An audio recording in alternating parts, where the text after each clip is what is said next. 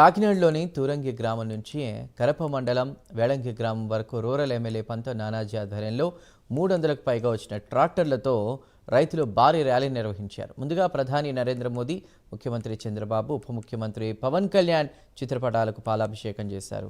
కూటమి ప్రభుత్వం రైతులకు అండగా నిలిచి ఇచ్చిన హామీ ప్రకారం మొదటి విడతగా అన్నదాత సుఖీభవ నిధులు జమ చేసినందుకు ముఖ్యమంత్రి చంద్రబాబుకి, ఉప ముఖ్యమంత్రి పవన్ కళ్యాణ్కి ఎమ్మెల్యే పంత నానాజీ కృతజ్ఞతలు తెలిపారు. రైతుకు అండగా కూటమి ప్రభుత్వం నిలుస్తుందన్నారు. ఎన్ని ఒడిదుడుకులు ఉన్నా ఇచ్చిన ప్రతి హామీ కూటమి ప్రభుత్వం అమలు చేస్తుందన్నారు. ఈ విజయోత్సవ ర్యాలీలో పాల్గొన్న ప్రతి ఒక్కరికి ఎమ్మెల్యే పంత నానాజీ ధన్యవాదాలు తెలిపారు. కూటమి యొక్క ధ్యేయం, ఈ ప్రభుత్వం యొక్క ధ్యేయం.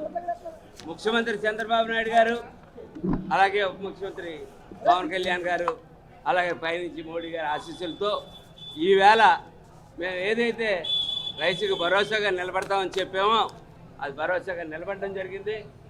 అలాగే సూపర్ సిక్స్లో ఏ కార్యక్రమాలు చెప్పామో అన్ని కార్యక్రమాల్లో ఒకటి ఎప్పుడు ప్రజలకు అవసరం అప్పుడు తెలుసుకుని అప్పుడు చేయడం జరుగుతూ ఉంది.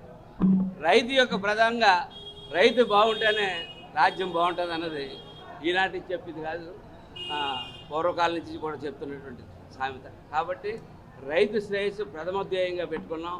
కోఆపరేటివ్ సొసైటీలు పునర్నిర్మించాం.